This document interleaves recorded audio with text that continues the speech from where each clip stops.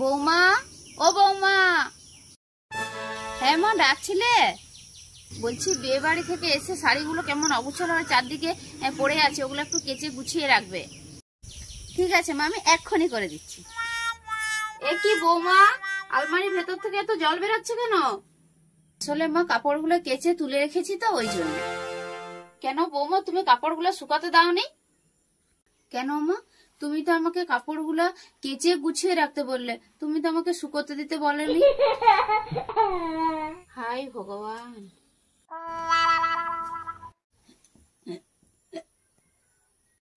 বৌমা, ডাক্তারবাবুকে একবার ফোন করো তো, আমার হিচকিটা কেন কমছে নাই। হ্যাঁ মা, এক্ষুনি করছি। আর তার সাথে একটু পিঠের যন্ত্রণার ওষুধের নামটা একটু জেনে নিবে। তুমি যা কিল মেরেছে আমার পিঠে, আমি তো সোজা হয়ে দাঁড়াতেই পারছি না।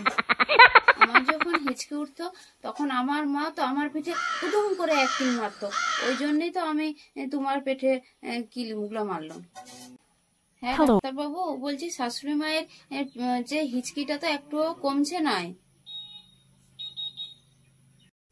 খালি পেটের ওষুধগুলা? হ্যাঁ হ্যাঁ ডাক্তারবাবু, আমি নিয়ম করে প্রত্যেক দিন খালি পেটে ওষুধগুলো খাওয়াই।